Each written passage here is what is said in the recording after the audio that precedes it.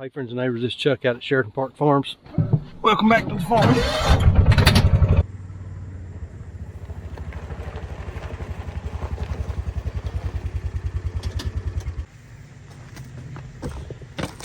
For the longest time, Saundra had been trying to talk me into using one of these fancy tailgate locks.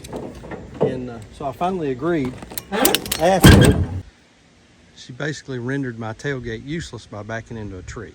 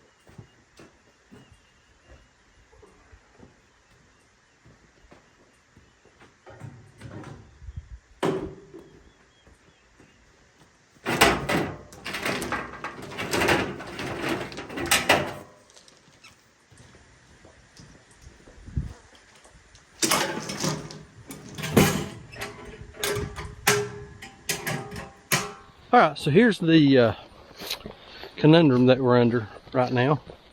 You got the cows are just on the other side. They're fenced, it's hard to see, just on the other side of where these chickens are. And they're all down there in the corner in the shade right now. So we need to bring them out into this part of the pasture. And I don't want to bring the shade structure down here because they lay under that thing and we get a lot of mud on both sides of it, from where they just stomp it down and poop and pee and it just makes a mess. So I don't want to bring that down here.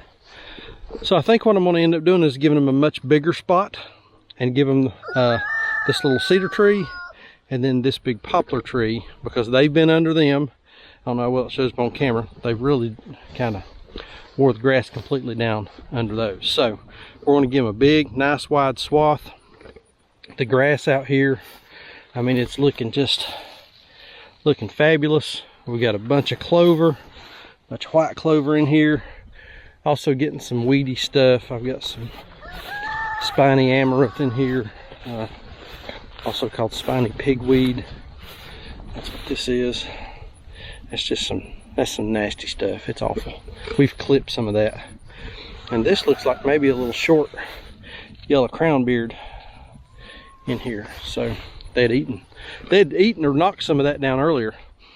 This portion of the pasture, there used to be a fence that kind of went that way just a little bit. Well, I can see it went that way just a little bit. And this side over here was where the previous owners kept horses. And the grass over here last year wasn't very good. It was pretty bad actually. Since we've been running the cows, it's got a lot thicker, a lot lusher. We've got more growth. We've got more variety in here than what we had. We've not overseen. Here's a little plantain. So we didn't overseed this. We just let the cows do what they were going to do. I think we unrolled a little hay back here over winter, a time or two, not many times, but a couple. But it's looking a whole lot better, you know, putting these animals on the grass, letting them do their thing really makes a big difference. Also, we've had chickens in addition to the egg birds. We ran meat chickens and turkeys all across this over through here, and that also adds a lot of nitrogen and makes a huge difference. So we're going to put out some wire. This is where we've had a weaning pen down here in the past. It's full of pigweed. That pigweed comes up where you get a bare spot on the ground. So we're going to put up a line, and then we'll move water, and then we're going to go back. We're going to talk about what I just unloaded up there in the barn. That was some mineral and some kelp, and we're going to talk about why we use that, kind of what our experience has been with it, and why I think it's important to keep mineral and especially kelp on your cattle. So let's get a fence put up.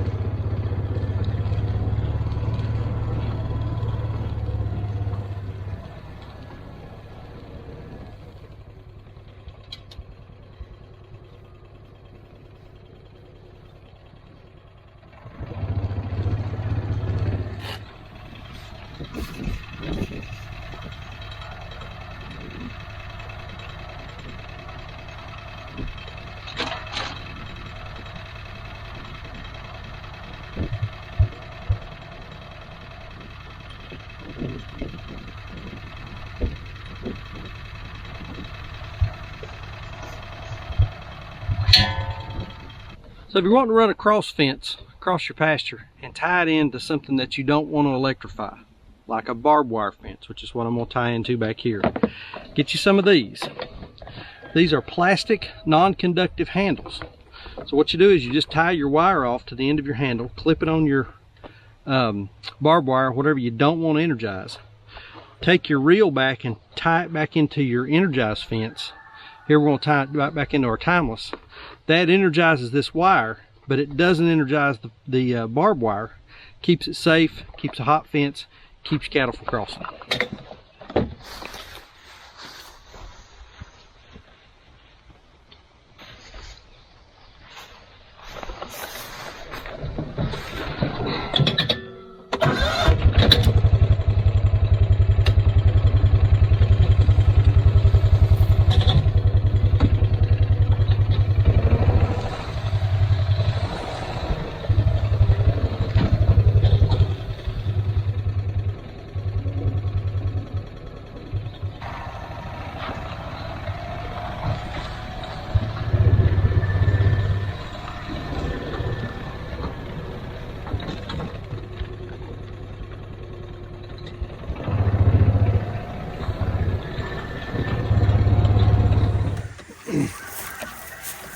Okay, there's a couple of ways that you can make your cross fencing hot, pulling it off of your high tensile fence that's electrified back up at your primary power source. One way is, a lot of these reels have a metal hook on them. So what you can do is you can take your wire, wrap it around your hook a couple, 3 times, and then hook it onto your fence by that metal clip, and now you've electrified your wire or your cross fence. Another thing you can do, up at the other end, you know, I showed you we used a non-conductive handle. All right, down here we can use a conductive handle. Metal end, metal end. So what we would do here is we would tie us a loop in our cross fence, spin it, put it through our loop here on our handle, wrap it back across so that we got a good connection there, and then hook it onto our fence, and boom, now it's electrified. So there's 2 ways that you can electrify your cross fencing without electrifying the end that it's going to, like on a barbed wire or something else. Just quick and easy. Make sure you got a hot fence, keeps cattle from crossing, hopefully. All right, they're down here in the corner. I think everybody's down here. I came out and counted earlier this morning, and I had Mongo and that big mama, we call her mama cow, had gone up to the barn up on top of the hill, had gone on the other side of the fence. I think they had gone to get back in the shade. All they've had for shade down here is just kind of this, oops, sorry, that poplar tree that they're standing under right now. So let's, we got them ready to move. Let's call them over. One thing I'm a little worried about is, let's zoom out a little bit. I've got the eggmobile right here, and we've got some netting up around it. I think they'll be okay. I don't think they'll get in there and mess with it and tear it down, but you can't never tell. So I'm gonna leave that alone. We've got it electrified. I may move the Energizer inside of the fence though, so they won't knock the Energizer off, because I've got it on a post right there in front of the buggy. So let's call them over, see if they'll come to some greener grass.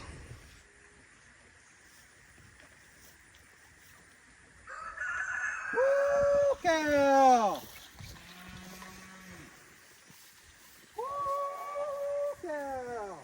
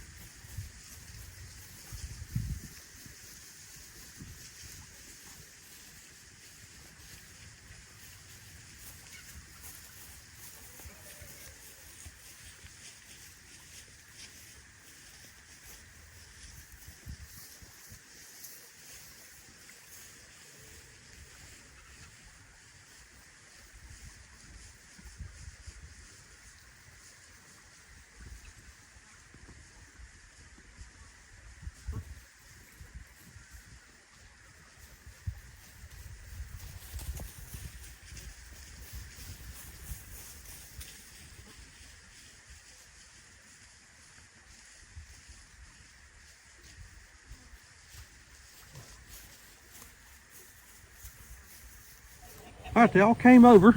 I'm missing Mongo, Mama Cow, and then we've got that one little calf that's still not doing very well. So they're probably up at the, what we call the horse barn. So I'm gonna ride up there, see if I can get them to come down and join the rest of the herd. And then we'll go get, we gotta move the water, then we'll go get the mineral and get that set up. We'll talk about mineral.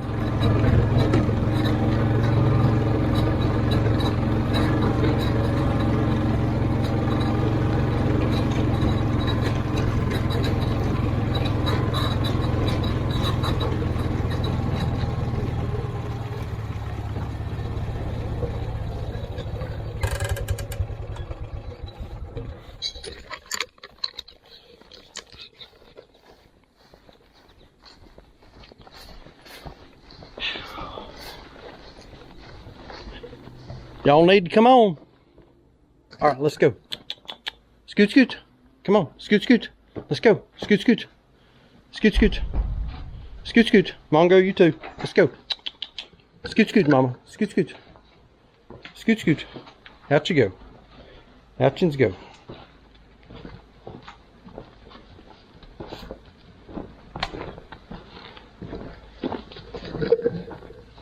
Scoot, scoot.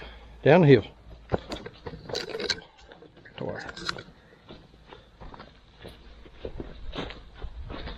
Come on, scoot, scoot. We got to go. Come on.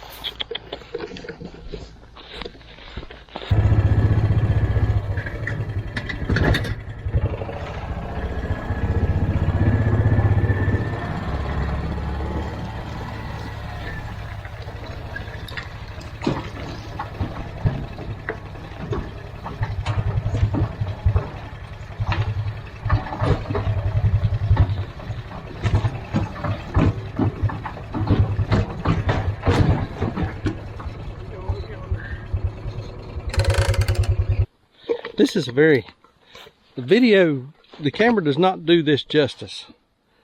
I'm holding the camera what I would perceive to be as level, and I mean it's pretty steep. It's pretty steep down this hill. They've got over here in these trees, and they see the wire just on the other side of the trees. What they don't know is it's open down at the bottom of the hill. Let's see if we can push them down the hill a little bit.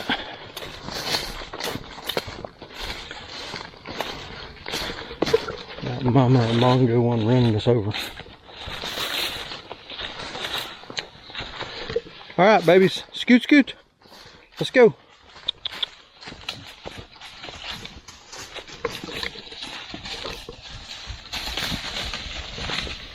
There we go. Make a left-hand turn. There you go. Now they're heading in the right direction.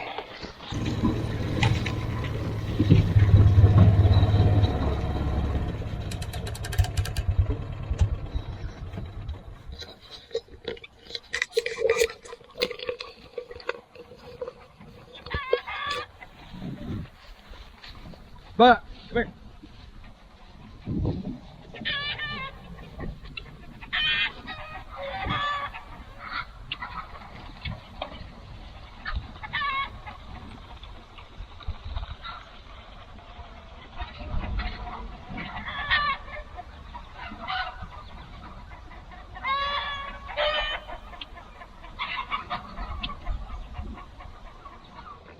All right, we got them set now. I think we're in pretty good shape. Move their water up here. This is a super simple water solution for your cows. This is a 50-gallon pickle barrel, cut in half. I got a Jobe Mega Flow valve down in there, connected to a hose that goes to our hydrants that we've got in along the bottom of the field down here. We did a video on that last year. We've got hydrants all along the fence line up through here with the plastic quick connects. We just plug those in wherever we're going to need our water at, and we've got pressurized water anywhere on the pasture. So, and as they drink this down, it just refills. So, good source of water for them coming right out of the well. Good clean water. You got to have good clean water for your cows. That's a key ingredient. All right, so I got them set. The fence is not on, which is fine. We'll get that on here in just a minute. But let's go and get some mineral and some kelp. Real quick, for all you folks that were hating on me for not buying equipment and making hay, we bought some more. So I know it's stacked ugly, but we do have some tarps down this time. 80 rolls of hay, $2,700. I couldn't go buy a cheap used baler for that. And I didn't have to mow any grass, didn't have to spend any days out in the sun getting it in, didn't have to worry about the weather, didn't have to use our grazing land that is much more valuable to us by allowing cows to graze on it and put on weight with that grass than to mow it for hay. So 80 rolls of hay. This should get us through the winter. All right, so I want to talk a little bit about some supplements that we do give our cattle. And this can be a little bit of a controversial topic, I think, but for us it just makes sense. If you think about it, it just makes sense. Cattle cannot get, typically, cattle will not get all of the micronutrients and minerals that they need from grazing alone. So we provide our cattle with a mineral supplement, and we also provide them with some kelp, and those are two different things. Let me talk first about the mineral supplement. So we offer our cattle a free choice mineral supplement, and that means that we just pour it out in a bucket and we let them, actually a feed bowl, a big plastic bowl, and we just let them have as much as they want when they want it. We figure that they can regulate their own mineral intake to decide how much of it that they need. And so the mineral supplement that we give them is it's just a grazing mineral. It has calcium, phosphorus, salt, magnesium, potassium, copper, selenium, zinc, iodine, vitamin A, vitamin D3, and vitamin E in varying degrees of percentages. This one actually has the highest level, is calcium at 19.4%, and then phosphorus, calcium at 23%, and then salt at 19%. So, and then phosphorus at 2%. So that helps them get more of the nutrients that they need, that they're not going to get just out of the grass. The other thing that we feed is this. This is Thorvin kelp. This stuff is kind of hard to find. I have to drive right at an hour to get this. And we buy this from a place called Miller Supply. They're right on the North Carolina-Tennessee border in Zionsville, North Carolina. Feed and seed, hardware, they carry a little bit of everything. But we buy the Thorvin kelp from them. Now, Thorvin kelp is expensive. A 40-pound bag of this stuff is I think it was $69. What we've noticed with the kelp, we had gone for a couple of weeks now without feeding kelp, and I've noticed a couple of things. Number one, the cattle don't seem to graze in the heat nearly as well when they're not being fed kelp as opposed to when they do. So when we feed them kelp, they seem to tolerate the heat a little bit better. I've also heard reports that by feeding kelp, you can reduce the incidence of pink eye. I've noticed a little bit of pink eye signs in a couple of our cows, real watery eyes and that sort of thing. So I'm kind of worried about that. So we're going to get some kelp on them and see if we can stop that, prevent that. If not, we'll put them in a head gate and we'll treat for that. Kelp also provides some other micronutrients that are also included in our free choice mineral supplement. So it's just a backup and a way for them to get everything that they need. Kelp, Joel Salton uses kelp. He swears by it. Actually, this Thorvin brand kelp, and we really like it. Again, we put it in just a big plastic feed bowl, free choice. Let the cattle have as much of it as they want when they want it. And what we've noticed now, probably what will happen is they will go through a bag of this really, really quick. But once they've kind of met their needs with it, then it will just be sort of a maintenance deal, and we'll see the kelp consumption go way down over the course of a couple days. But what I'm going to do to start with, we're going to feed the mineral by itself, we're going to feed the kelp by itself in two different bowls and let them have that. So we got them moved. Let's take the kelp and the mineral out. We'll give it to them, and I think that'll be it for cows for today.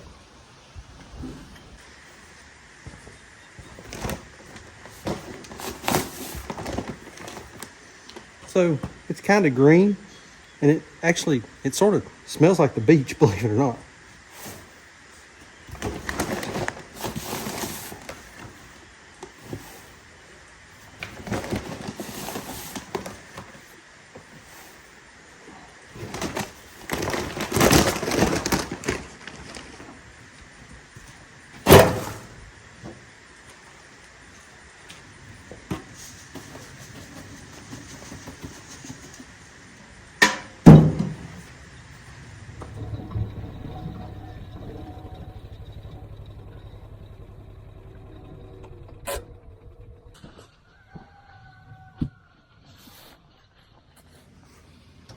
All right, there it is. We got the cattle moved, got some mineral, got some kelp on them. I think it's super important to have that mineral and be adding that kelp to their daily regimen. I think it makes a huge difference in the health of the animal, the performance. I'm going to see how it does with this heat tolerance thing. I'd never really paid attention to that till the lady at the feed store was telling me about it. So we'll see, who knows. A couple things I want to address. First off, the other day we posted a poll on our community tab on YouTube asking about if we were to change, or not really change, but add some additional new content. Would you rather see us post that to this channel, create a new channel, or just not do any new content at all? 5% of y'all said don't do anything new. Overwhelmingly 80% of the folks said yeah, just add it to this channel here as opposed to doing a new channel. Not quite ready to reveal what that's going to be yet. I have revealed it to our friends over on Patreon. They're supporting us over there. So if you're just dying to know, join us over on Patreon. There's a link in the description down below. What we're going to be doing over there, or what we're going to be doing, we've revealed it over there. That'll be coming in the months ahead. Not any time in the next 4 weeks, 6 weeks. But we will be adding some new type content. Also, we're going to be changing a few things around here at the farm. The ratio of animals is going to be changing pretty seriously. Sonner and I have decided that we're going to scale way back on pork. Pork has become not our most profitable enterprise. It is one of our most labor-intensive enterprises, and we're just now putting in an amount of labor on everything altogether that is just not sustainable for us personally. And so we're going to be making some changes. We're going to be scaling way back on pigs. We have about 500 meat chickens. We're going to work through those this year, and about 175, 180 turkeys. We're going to be working through those, and then we'll see what we do next year. We're going to take a little time over the winter to just kind of evaluate what we want to do, how much we want to continue to work in terms of those animal enterprises, and see how that flushes out. We have decided we're going to focus more on beef. We found that beef is probably one of our most profitable enterprises. Labor-wise, it's one of the least intensive labor things that we do. And so for us, quality of life, labor input, and profitability are sort of playing into us making some pretty, significant decisions on what we're going to do with our farm and with our farm enterprise. I can say with 100% certainty that the farm is not going to go away. We're not going to stop farming. But how we do that may change. And I've said this, in terms of a lot of other things in the past, and it's true for us now. It's all context.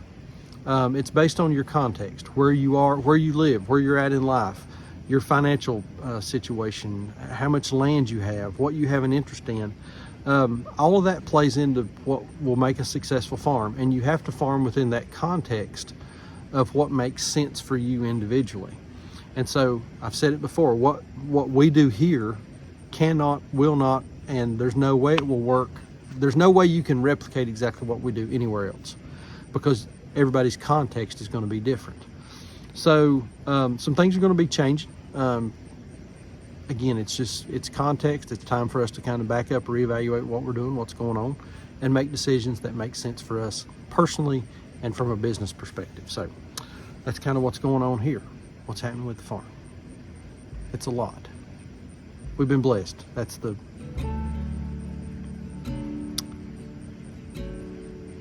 been very blessed. Like we say, please keep us in your prayers. May God bless you and your families. And we'll see you on the next video. Thanks.